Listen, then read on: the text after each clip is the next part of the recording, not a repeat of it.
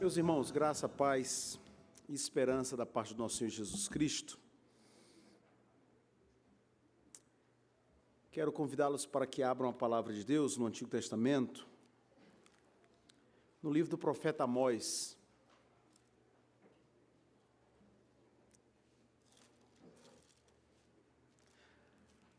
Se ajudar, Amós fica depois de Joel e antes de Obadias.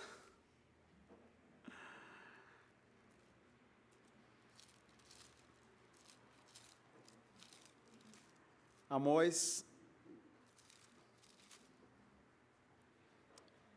capítulo 7,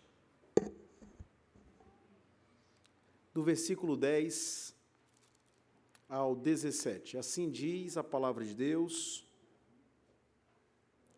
em Amós, capítulo 7, a partir do versículo 10. Então Amazias, o sacerdote de Betel, mandou dizer a Jeroboão, rei de Israel: Amós tem conspirado contra ti no meio da casa de Israel. A terra não pode sofrer todas as suas palavras. Porque assim diz Amós: Jeroboão morrerá à espada, e Israel certamente será levado para fora de sua terra, em cativeiro.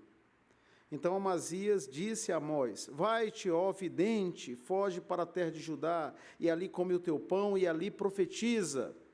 Mas em Betel, daqui por diante, já não profetizarás, porque é o santuário do rei e o templo do reino.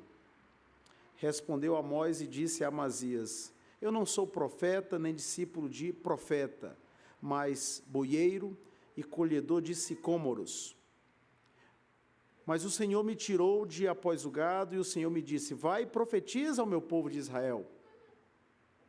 Ora, pois, ouve a palavra do Senhor. Tu dizes: Não profetizarás contra Israel, nem falarás contra a casa de Isaque.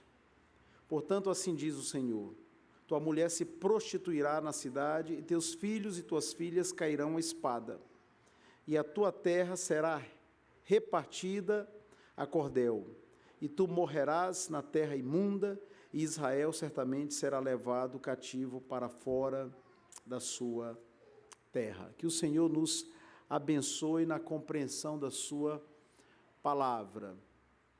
Um assunto dominou a imprensa brasileira em dezembro de 2018. As denúncias de violência sexual contra João Teixeira da Silva, de Faria, popularmente conhecido como João de Deus. Esse caso tomou a imprensa em nosso país e teve grande repercussão. Este curandeiro, João de Deus, ficou famoso ao realizar curas e milagres espirituais na instituição que fundou em 1976, a Casa Dom Inácio de Loyola, localizada em Abalândia, Goiás. Abadiane, desculpa, irmãos.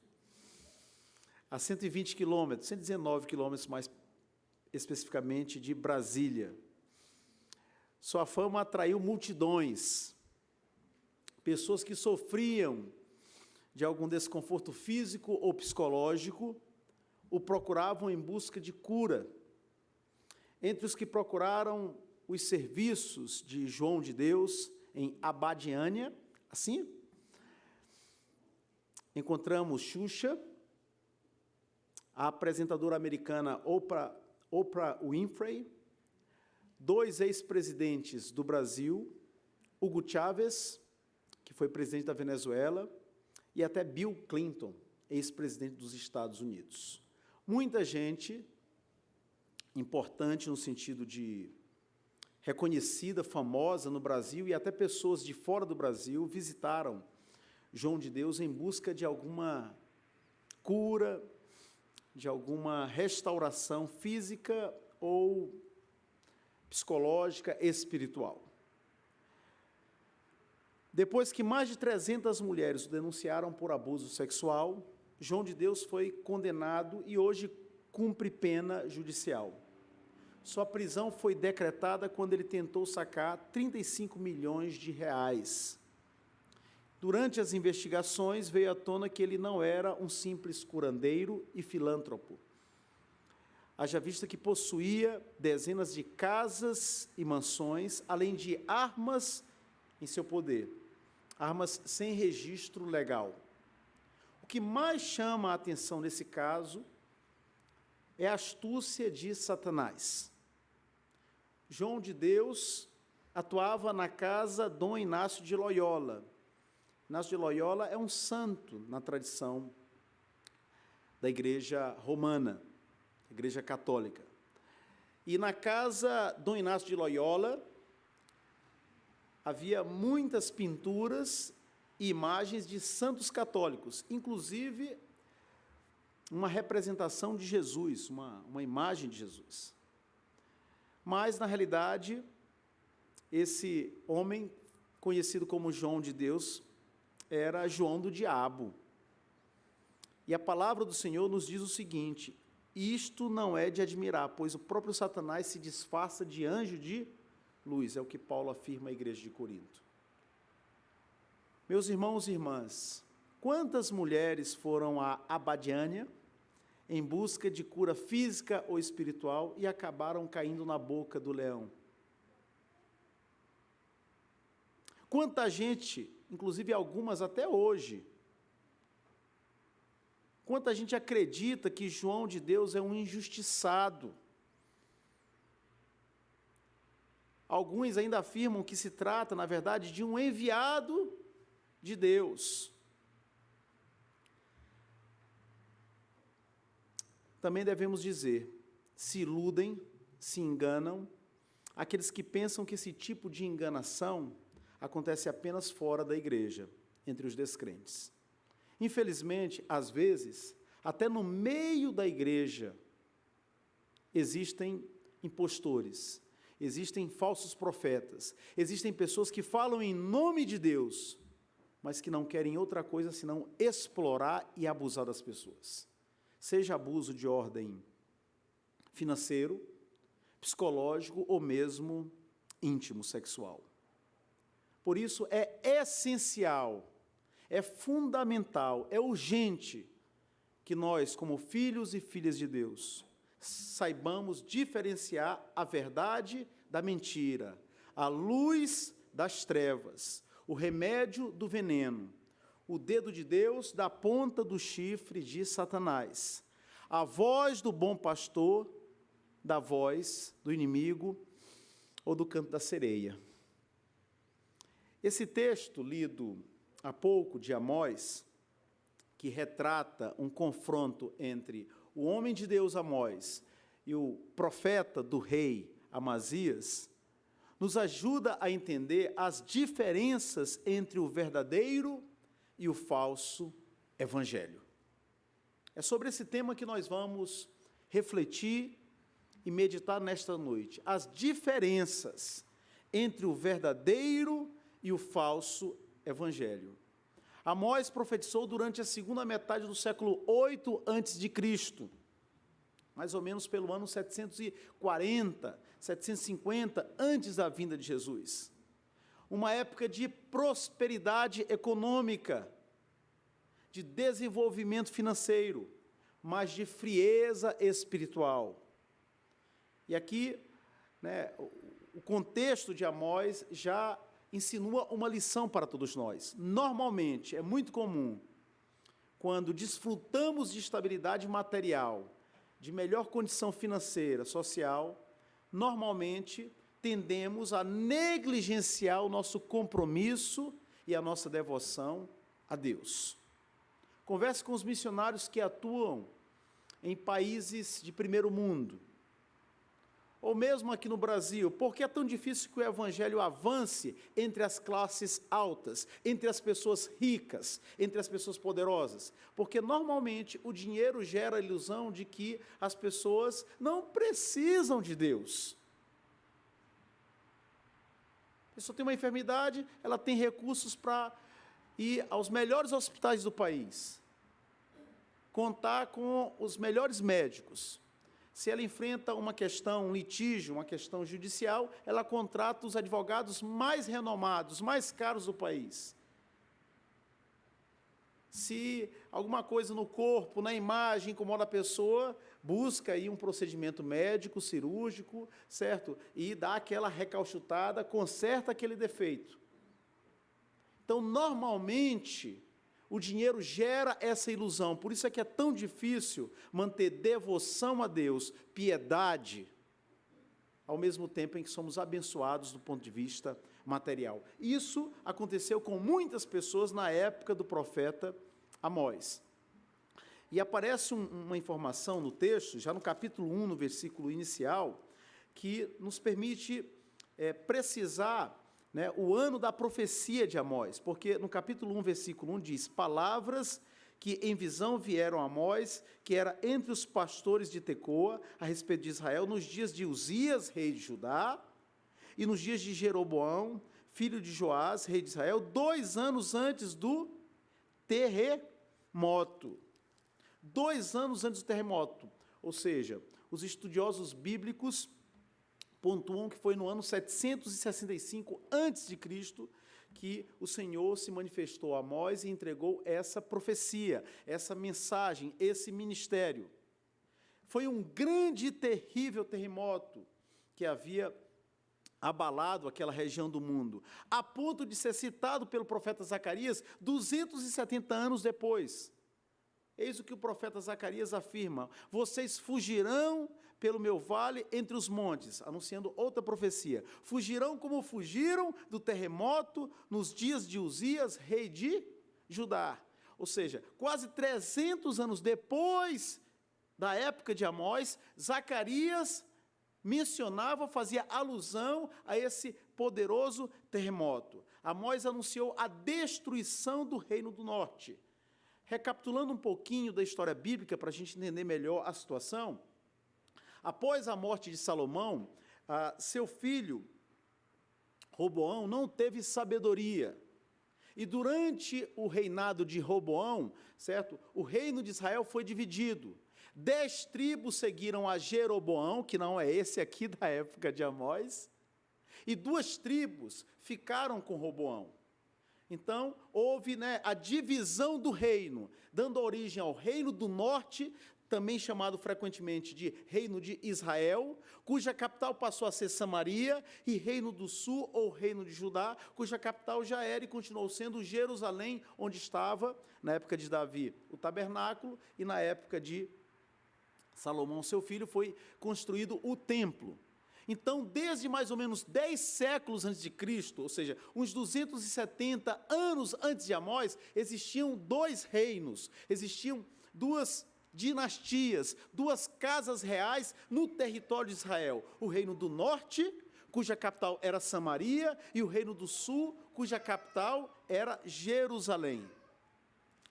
Amós anunciou a mensagem de destruição do reino do norte, cuja história não poderia ter sido pior, e confirma a verdade de que o que começa mal quase sempre termina mal. Seu primeiro rei, Jeroboão, usou a religião como ferramenta política. E o que ele fez, Jeroboão? Estabeleceu um templo em Samaria, estabeleceu altares em diferentes lugares do Reino do Norte, justamente para que as pessoas daquela região não fossem a Jerusalém adorar a Deus no santuário que ele havia estabelecido, obedecer às instruções dos sacerdotes, dos levitas.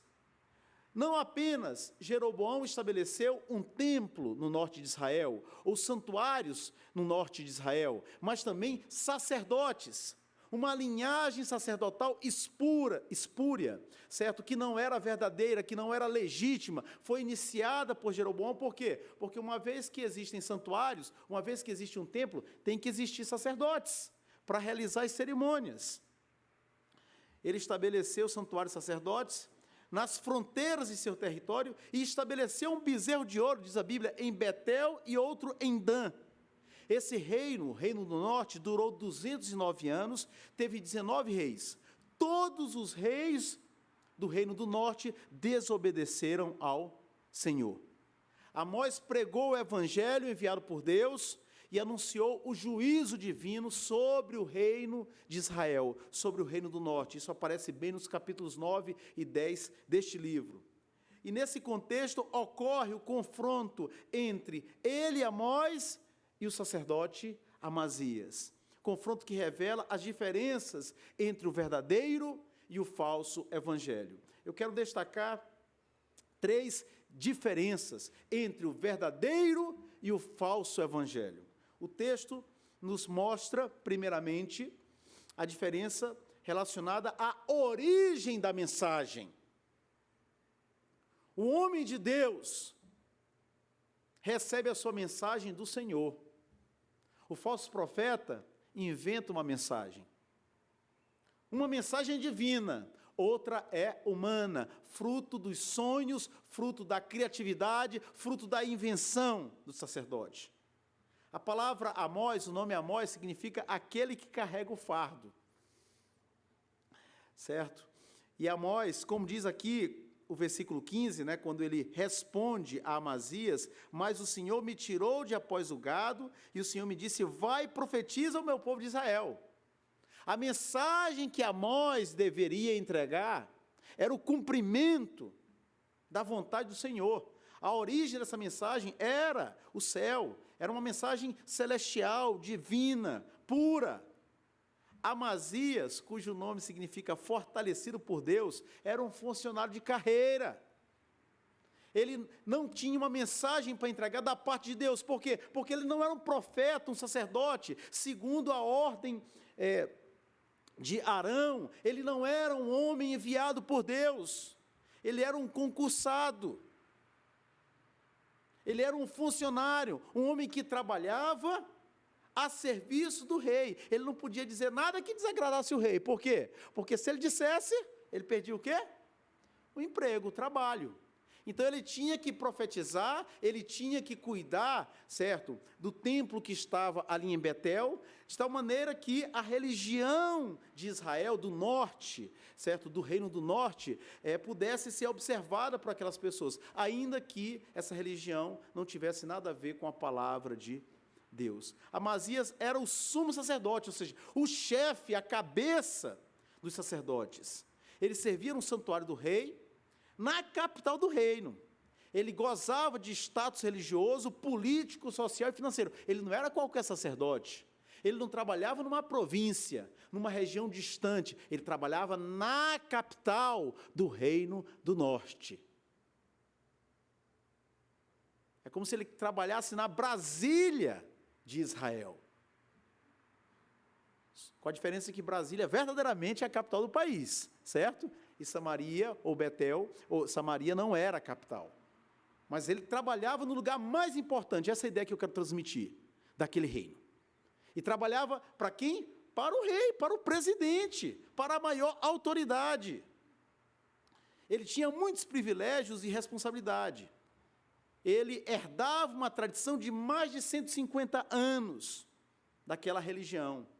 Mas Amazias não pertencia à descendência dos levitas, não servia no templo de Jerusalém, não havia sido chamado pelo Senhor.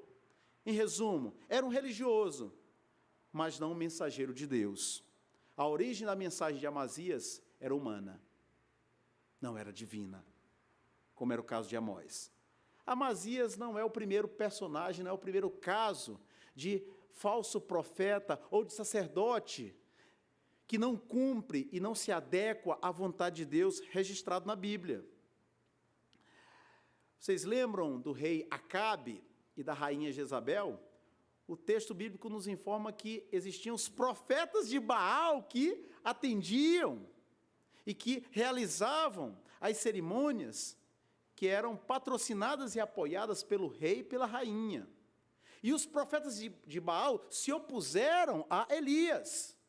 E Elias teve que enfrentar os profetas de Baal. Também na época de Jeremias, houve um homem, um profeta chamado Ananias, que disse o seguinte a Jeremias: ouçam que o falso profeta Ananias disse ao homem de Deus Jeremias: quebrarei o jugo do rei da Babilônia, porque Jeremias havia sido havia sido enviado para anunciar a destruição do reino do sul. Amós foi anunciado para anunciar a destruição do reino do norte, de Israel. E Jeremias foi enviado, mais ou menos 150 anos depois, para anunciar a destruição, a derrocada do reino do sul. Então, quando Jeremias anunciava a desgraça, Babilônia vai chegar, os caldeus virão, vão destruir a cidade, vão matar muitas pessoas, vão levar muitos escravizados, ou na condição de escravos.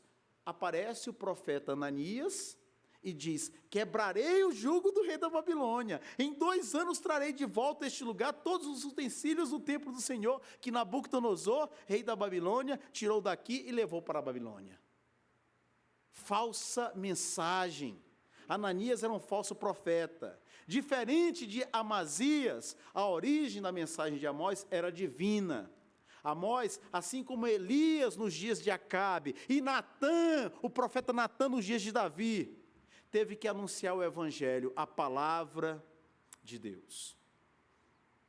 Natã também teve uma missão difícil. Davi havia cometido adultério, havia patrocinado o assassinato do esposo de Batseba, certo? E Davi estava no bem bom, já havia alguns meses já tinham transcorrido, certo? E Deus envia Natã para Davi, diante de Davi. E Natã conta uma parábola, certo? E o instinto de justiça de Davi se manifesta, e Davi diz: o homem que fez isso nessa parábola tem que ser morto. E Natã diz: tu és um homem. Tu, rei de Israel, és um homem. Amós, Jeremias, Elias, Natã, os apóstolos, os homens que Deus tem levantado ao longo da história, inclusive no século 21, devem entregar a mensagem do Senhor. Não devem acrescentar nada, não devem tirar nada, devem ser fiéis. São embaixadores do Evangelho. Um embaixador não pode acrescentar coisas, aquilo que o presidente, certo, que a direção nacional já determinou.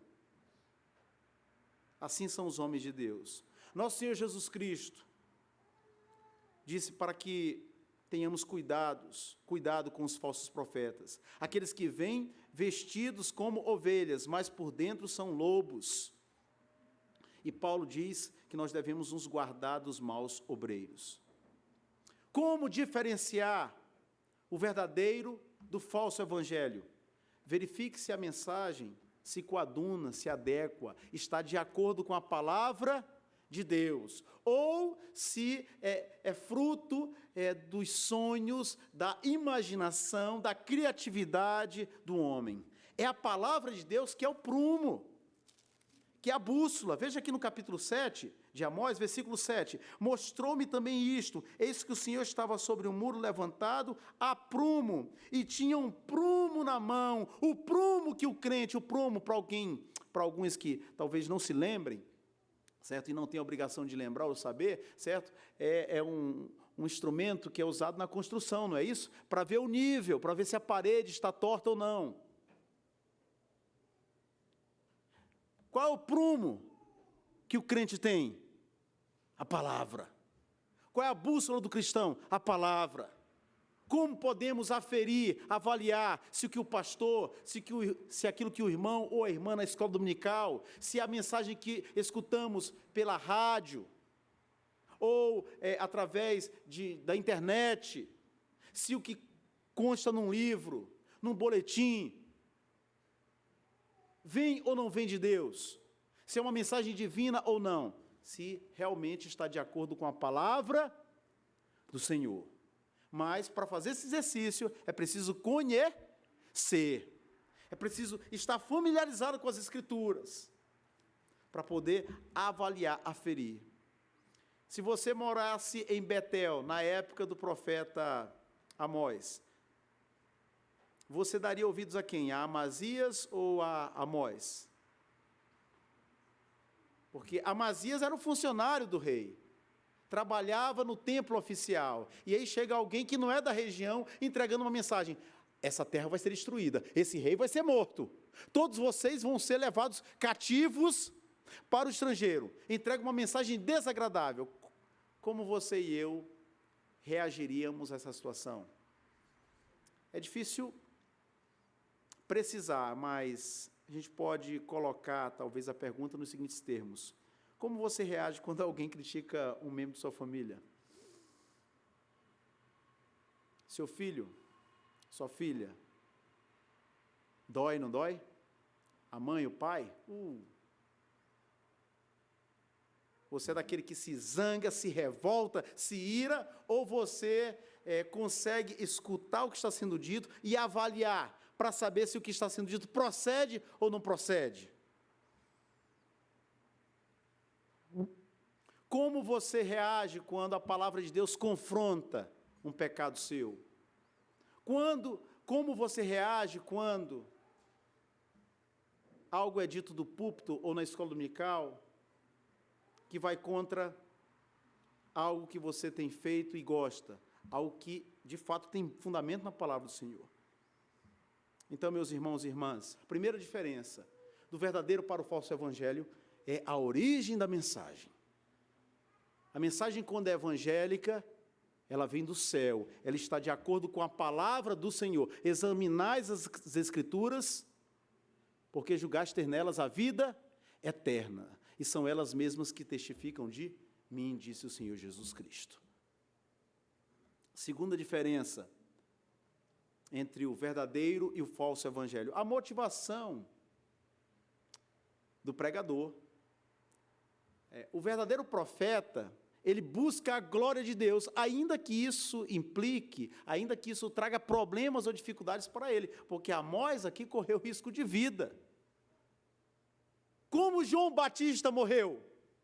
Por que João Batista teve a sua cabeça decepada e entregue numa bandeja?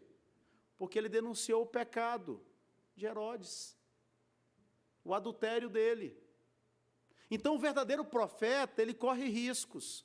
Amós, chegando numa região que não era dele. Porque quando Amós diz assim, eu não sou profeta, versículo 14, nem discípulo de profeta, ele não está dizendo que ele não é profeta enviado por Deus. Entenda o contexto, por favor. Nessa época, assim como em outras em Israel, existiam escolas de profeta. Ou seja, um jovem que se sentia chamado para o ministério profético, certo? Ou então que era consagrado, como foi o caso de Samuel, por Ana, para servir na casa de Deus, certo? Era entregue aos cuidados de um sacerdote ou de um profeta, para aprender a identificar a voz do Senhor, para estudar aos pés de um homem de Deus as Escrituras do Antigo Testamento. Existiam escolas de profeta, é fato. Existem vários textos no Antigo Testamento que permitem que afirmemos isso. Mas Amós não fazia parte de um seminário daquela época. Amós era um colhedor de sicômoros, de figos silvestres. E Amós, que também era vaqueiro, era boiador, lidava com gado, realizando o seu trabalho, Deus o chama e diz o quê? Vai e profetiza ao meu povo de Israel.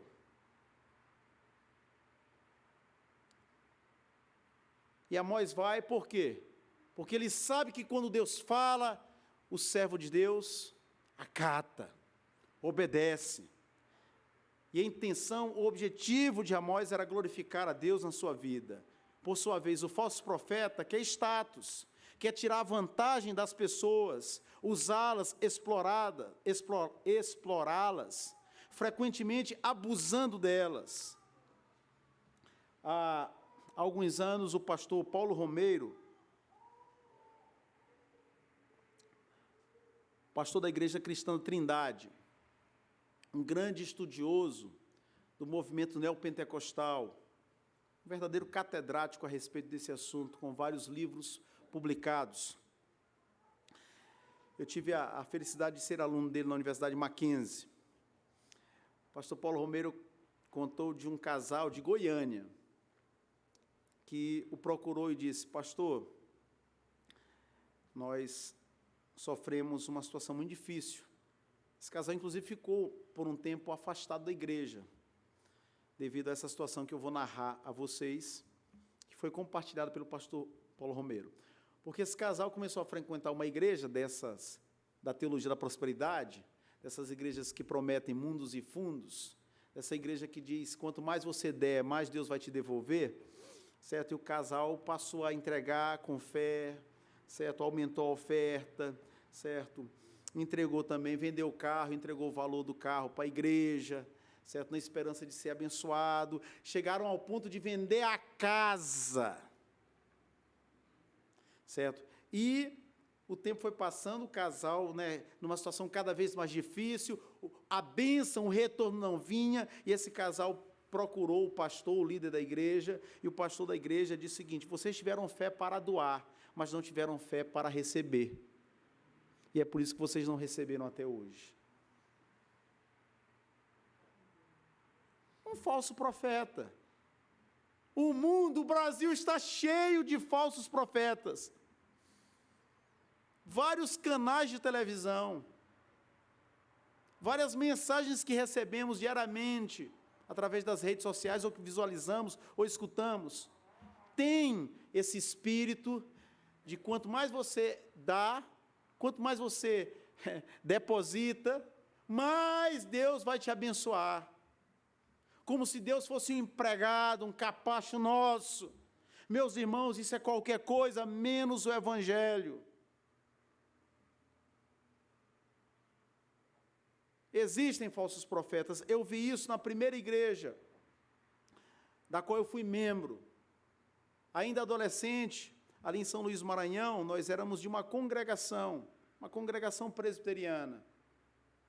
E a congregação estava vivendo um momento muito bonito, né? Deus estava abençoando, depois de um começo difícil, pessoas chegando, certo? E normalmente nas congregações, certo? Há muito trabalho, há muita oportunidade.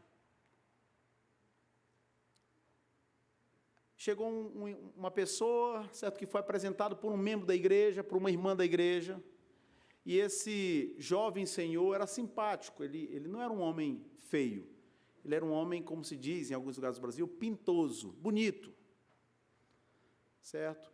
E ele era músico. Não qualquer música, ele tocava vários instrumentos, principalmente contrabaixo. E como havia uma grande necessidade, certo, de gente na equipe de música, né? Com poucos meses ele já estava ali tocando contrabaixo. E quando tinha que quebrar um galho no violão, ele também quebrava, e quebrava muito bem. Frequentando a igreja, certo? Participando da escola dominical, participando do culto à noite, atividade durante a semana.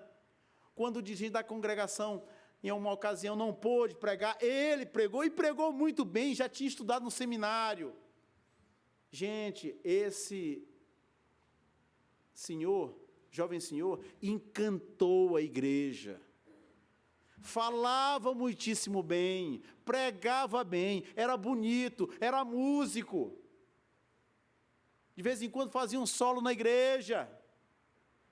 A igreja ficou encantada. Eu vou resumir essa história para vocês.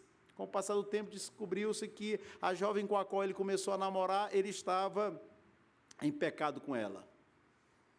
Não apenas isso, tentou abusar de um adolescente da igreja. Antes de ser flagrado e confrontado, ele deixou de frequentar. Depois veio à tona que ele já havia estado numa igreja batista, e quando nós tomamos conhecimento, ele já estava em outra igreja presbiteriana da cidade. Ele vivia de pular de igreja em igreja, ganhava simpatia, talentoso, pregador, músico, mas ele não era de fato um homem de Deus, cuja presença edificava, cuja presença abençoava a congregação. Pelo contrário, ele procurava se servir das pessoas. Em vez de servir as pessoas, ele queria se servir delas. Meus irmãos e irmãs, a segunda diferença entre o verdadeiro e o falso evangelho é a motivação do pregador ou do profeta. Enquanto o homem de Deus busca a glória de Deus, busca ser fiel ao evangelho, busca pastorear e apacentar o rebanho do Senhor, o falso líder, o falso profeta, ele busca agradar as pessoas. Ele busca apresentar o evangelho de maneira adocicada, para não ferir. Ele quer ser politicamente correto. E nessa linha, nessa perspectiva, muitas igrejas, infelizmente, no Brasil e fora do Brasil, têm aderido, têm enveredado. Mundo afora, já existem igrejas que aceitam pessoas homossexuais ao seu rol de membros. Eu quero ter muito cuidado com as minhas palavras, porque eventualmente podemos ter pessoas aqui que lutam contra essa situação.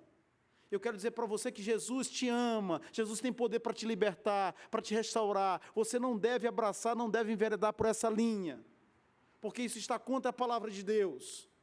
Por mais que o mundo aplauda, por mais que o mundo diga que isso é normal, e que chame de careta, ultrapassado, tradicionalista, conservador, quem afirma que o relacionamento só deve ser entre um homem e uma mulher. Igrejas, já no Brasil, e principalmente há muito tempo na Europa e nos Estados Unidos, muitas delas, não apenas aceitam pessoas que são adeptas do homossexualismo, como ordenam pastores homossexuais, mulheres que são lésbicas ao ministério. E até mesmo pessoas que já fizeram operação para mudar de sexo. Por que isso acontece? Por que também, eventualmente, tomamos conhecimento de igrejas cujo culto já é um verdadeiro show? A igreja é uma casa de espetáculo. Batismo, vamos batizar o pessoal, tobogã, né? Vamos para um clube, certo? A pessoa lá de cima vai pelo tobogã, cai na piscina, é batismo. Por que esse tipo de coisa acontece? Porque a igreja passa a imitar o mundo. A igreja perde a referência celestial. A igreja quer agradar as pessoas, para atrair o quê? Para atrair clientela, para encher os bancos, meus irmãos. Quem comigo não ajunta, espalha, disse o Senhor Jesus Cristo. Se você é do time de Deus, se você é ovelha de Jesus, assuma a cruz, cristão. Negue a si mesmo, ouça a voz do Redentor e vá até o final. Esse caminho é difícil, mas é maravilhoso. E conhecereis a verdade vos libertará. É necessário, disseram os apóstolos, antes obedecer a Deus que aos homens. Terceira diferença. A primeira já vimos, a origem da mensagem. Primeira diferença entre o verdadeiro e o falso evangelho é a origem da mensagem. O verdadeiro profeta, a mensagem dele vem de Deus. Não é fruto de sua criatividade, dos seus sentimentos, do seu achismo, da sua retórica. A segunda diferença é a motivação do profeta. O profeta de Deus busca glorificar a Deus, cumprir o chamado do Senhor. O Senhor disse a Amós, vai e prega em Israel. O Senhor disse a Jonas, Jonas, vai a Nínive. E Jonas tomou o barco para onde? Para Tarsis. Mais de 5.000 quilômetros longe de Nínive. Onde ele foi parar? No ventre de um grande peixe. E é interessante que o pregador Stuart Olliott, analisando e comentando o livro do profeta Jonas, ele diz assim, no capítulo 1, Jonas de costas para Deus. Por quê? Porque Deus falou, Jonas deu as costas, certo? Capítulo 2, Jonas de joelho. Por quê? Na escuridão, no ventre do peixe, certo? De joelhos, clamando a misericórdia do Senhor. Capítulo 3, mesmo a contragosto, Jonas de pé, pregando o evangelho em Nínive. Capítulo 4, Jonas deitado, à sombra da planta imprevisível. Deus disse a Amós, vai, e Amós procurou obedecer ao Senhor e glorificá-lo, indo até Betel, indo até Samaria para pregar o evangelho. A terceira diferença, o resultado da mensagem em conformidade com a vontade de Deus. Por quê? Qual foi a mensagem mesmo que Amós entregou? Versículo 17, portanto, assim diz o Senhor, tua mulher, Amazias, se prostituirá na cidade. e teus filhos e tuas filhas cairão a espada, e a tua terra será repartida a cordel, ou seja, vocês serão espalhados. Os estrangeiros vão dominar essa região, e tu morrerás na terra imunda, e Israel certamente será levado cativo para fora da sua terra, e certamente é com certeza. Mas o que Amazias, o profeta real dizia, o sacerdote real dizia? Vejam no versículo 10. Então Amazias, o sacerdote de Betel, mandou dizer a Jeroboão, rei de Israel: Amós tem conspirado contra ti. Mentira! Amós não estava conspirando contra o rei.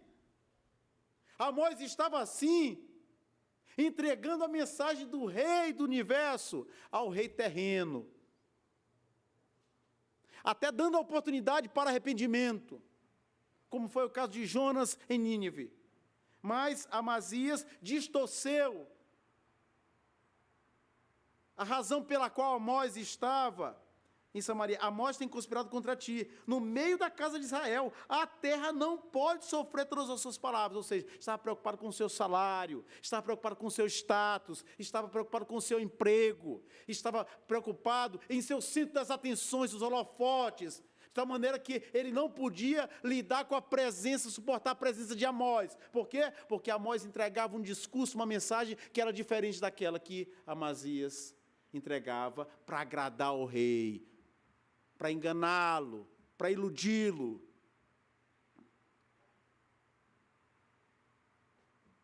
Se o Senhor não tivesse enviado Amós, o resultado do ministério de Amazias, ele continuaria enganando as pessoas. A chegada de Amós foi a denúncia, a revelação de que Amazias era um falso profeta e as palavras dele não vinham de Deus. O erro teria sido continuado, aquele sacerdócio imoral prevalecido, ainda que aprovado pelo rei e pelo povo. Um ensino, entre outros, do livro de Amós, é que Deus não tem compromisso com tradições que não estão baseadas na sua palavra, por mais antigas que elas possam ser. Já havia esse templo, já havia essa tradição profética em Samaria há mais de 200 anos. Deus não tem compromisso com aquilo que Ele não estabeleceu. Pode ser 100, 200, 300, 500, 1000, 2000 anos. Deus tem compromisso com Ele mesmo e com a sua palavra. No reino de Israel existiam santuários, bezerros de ouro, sacerdotes, profetas, uma história corrompida, um programa litúrgico, uma tradição, algo já consolidado. Milhares e milhares de pessoas sacrificando e adorando a um Deus com D minúsculo, que não era o Deus de Israel. O profeta Amós chega para anunciar a palavra e 43 anos depois do anúncio da palavra, da profecia de Amós, o que aconteceu? Eu quero convidar você para abrir a Bíblia no segundo livro dos Reis, capítulo 17.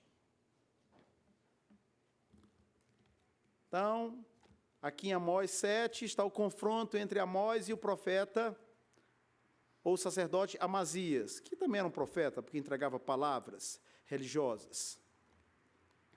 O que aconteceu depois? Porque o versículo 17 aqui do capítulo 7, né, é uma profecia muito dura de Amós, né? A tua mulher, Amazias, vai se prostituir na cidade, teus filhos e tuas filhas morrerão à espada, essa terra vai ser repartida, e tu vais morrer em terra imunda, Israel vai ser levado cativo. Segundo livro dos Reis, capítulo 17, a partir do versículo 22. Assim diz a palavra de Deus. Segundo Reis 17, 22. Assim andaram os filhos de Israel em todos os pecados que Jeroboão tinha cometido, nunca se apartaram deles, até que o Senhor afastou a Israel de sua presença, como falara pelo ministério de todos os seus servos, os profetas. Assim foi Israel transportado da sua terra para a Síria, ou seja, para o estrangeiro, onde permanece até o dia de hoje. O rei da Síria trouxe gente de Babilônia, de Culta, de Ava, de Amate e de Sefarvaim, e fez habitar nas cidades de Samaria, em lugar dos filhos de Israel. tomaram posse de Samaria e habitaram nas suas cidades. A princípio, quando passaram a habitar ali, não temeram o Senhor, ou seja, os estrangeiros. Os israelitas foram deportados, levados para outros países. E gente estrangeira, gente de outros países, segundo a política da Síria, foi colocada, foi instalada na região norte de Israel, justamente naquele território do reino do norte. Essas pessoas, a princípio, não temeram o Senhor. Então mandou o Senhor para o meio deles o quê, irmãos? Mosquitos, muriçocas, leões, os quais mataram alguns do povo. Pelo que se disse ao rei da Síria: as gentes que transportaste e fizeste habitar nas cidades de Samaria não sabem a maneira de servir o Deus da terra. Por isso enviou ele leões para o meio delas, os quais as matam, porque não sabem como servir o Deus da terra. Então o rei da Síria mandou dizer: levai para lá um dos sacerdotes que de lá trouxestes, que ele vá e lá habite e lhes ensine a maneira de servir o Deus da terra. Foi, pois, um dos sacerdotes que haviam levado de Samaria. Obviamente não era Amazias, nessa altura estava morto.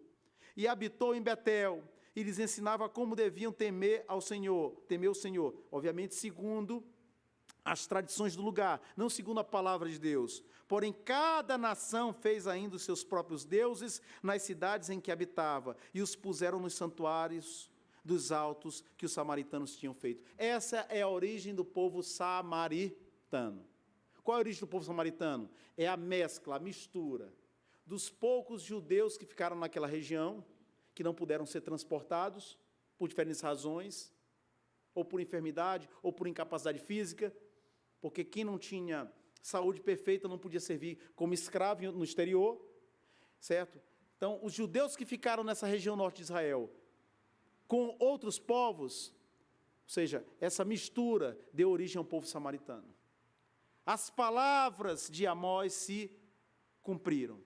O reino do norte jamais foi restaurado. É a origem da dispersão de Israel, né, no período do Antigo Testamento. Jesus afirmou, irmãos: passarão os céus e a terra, mas a minha palavra permanecerá. Irmãos, quando o evangelho é pregado de maneira fiel, o Senhor honra a sua palavra. O evangelho tem poder para salvar e tem poder para condenar. O evangelho é capaz de transformar vidas, mas é também capaz de condená-las, quando elas não se voltam ao Senhor. As diferenças entre o verdadeiro e o falso evangelho. Primeira diferença, a origem da mensagem. Uma é divina, outra é humana. Segunda diferença, a motivação da mensagem. Uma é para glorificar a Deus, a outra é para agradar a opinião pública. Terceira diferença, o resultado da mensagem em conformidade com a vontade de Deus. Grave muito bem isso.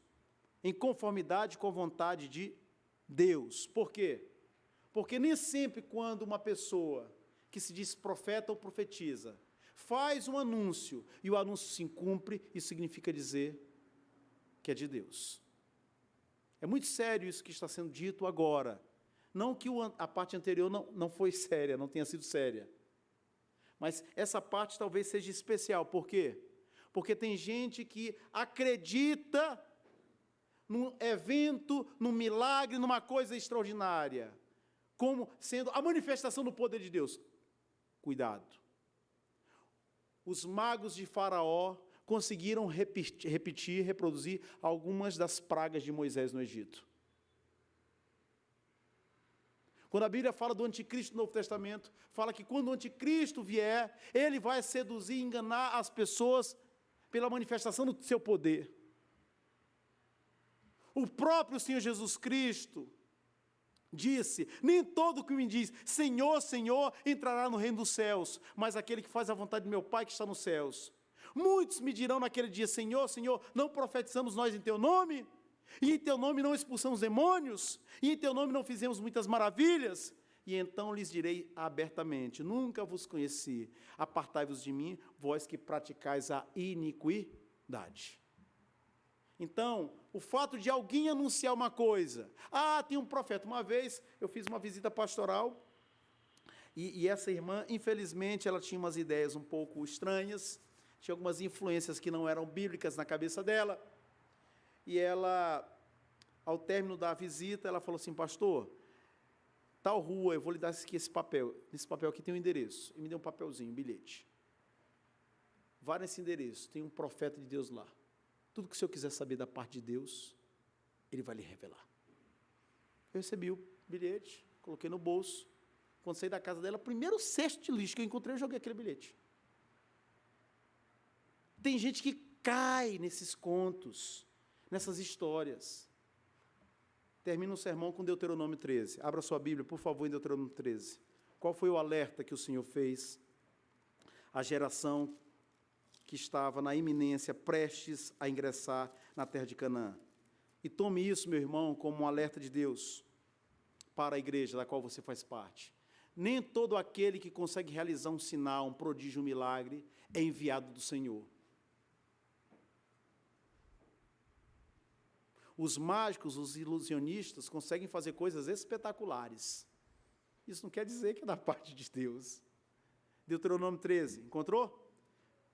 Versículo 1, quando o profeta ou sonhador se levantar no meio de ti e te anunciar um sinal prodígio, e suceder, ou seja, e acontecer o tal sinal prodígio, de que te houver falado e disser, vamos após outros deuses que não conheceste, e sirvamo-los, não ouvirás as palavras desse profeta ou sonhador, porquanto o Senhor vosso Deus vos prova para saber se amais o Senhor vosso Deus de todo o vosso coração e de toda a vossa alma. Andareis após o Senhor vosso Deus, e a Ele temereis. Guardareis os seus mandamentos, ouvireis a sua voz, a Ele servireis e a Ele vos achegareis. Esse profeta sonhador, ainda que tenha dito algo que veio a se cumprir, a acontecer, será o quê?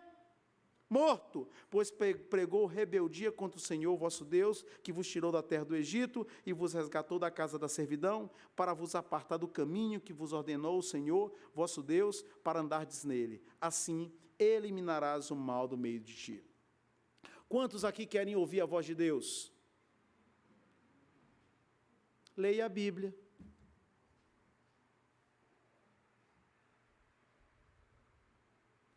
Leia a Bíblia. Deus fala pela Bíblia. Ah, pastor, mas eu conheço uma profetisa, eu conheço um sonhador, eu conheço um profeta. Meu irmão, se o que ele disser está na Bíblia, não tem por que você ouvi-lo, porque a Bíblia já está revelada. E se o que ele disser fugir da Bíblia, você tem mais razão ainda para não dar ouvidos a ele, nunca mais voltar. Por quê? Porque se desviou da palavra. A Bíblia é suficiente, a Bíblia é perfeita. Sejamos como os crentes de Bereia, que eram mais nobres que os de Tessalônica. Por quê? Porque esquadrinhavam as Escrituras, checavam para ver se tudo o que era dito estava de acordo com a palavra de Deus. Que Deus nos ajude, irmãos e irmãs, a saber diferenciar o verdadeiro do falso evangelho, para a glória do Senhor e para a edificação da igreja dele. Amém.